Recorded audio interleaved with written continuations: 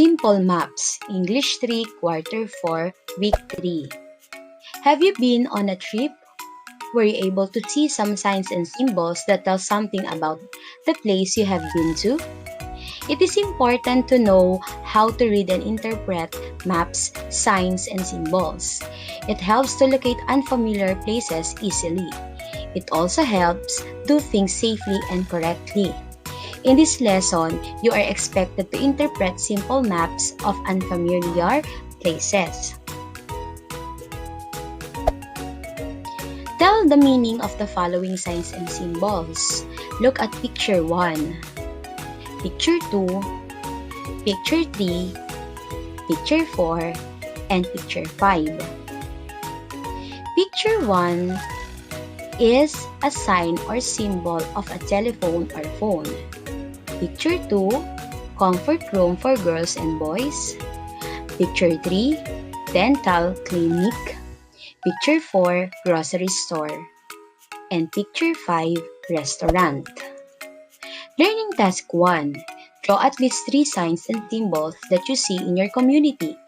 Do this in your notebook. And these are some examples. Gas station, railroad crossing, and no smoking, or this is a no smoking area.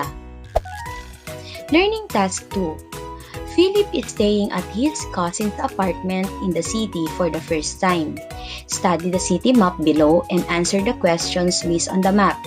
Write your answers in your notebook. In the map, we can see the compass rose with north, east, south, and west direction. We have also Jacinto Street, Mabini Street, Rizal Street, Bonifacio Street, and Del Pilar Street.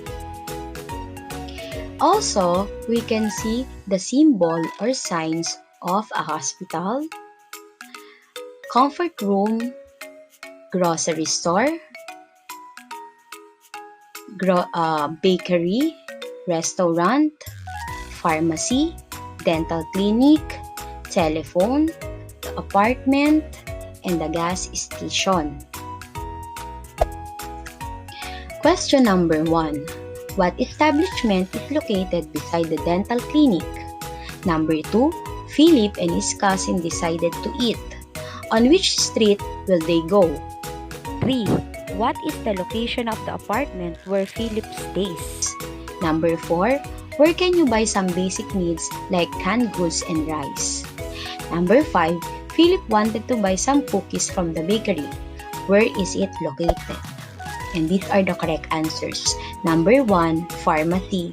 Number 2, Rizal Street. Number 3, across Rizal Street corner or Del Pilar Street or beside the telephone station. Number 4, grocery store. And number 5, across Rizal Street corner or Mabini Street or beside the restaurant. Remember, the title of a map contains the information the map is telling you. There are 4 basic directions, and these are the north, south, east, and west.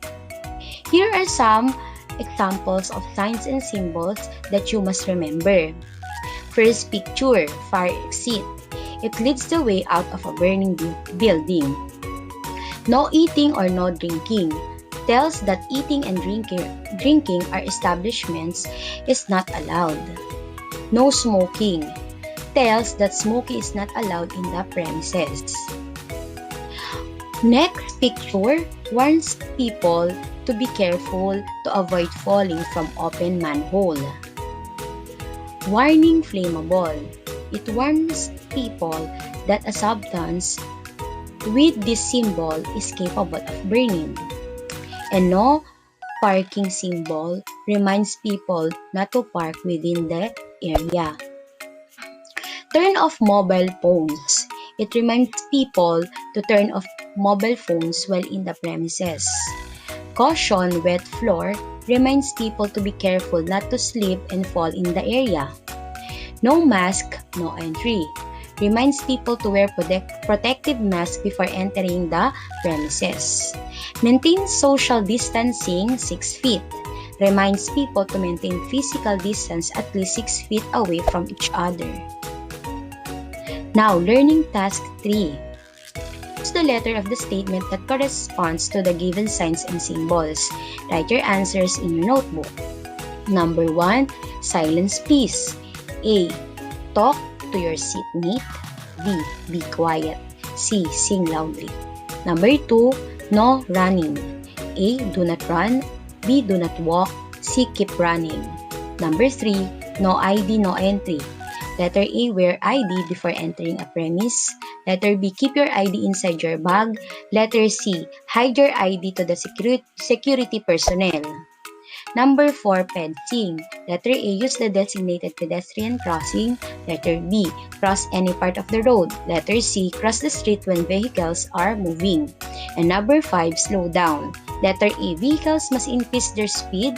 B. Vehicle must decrease their speed. And letter C. Vehicles must give way to other vehicles.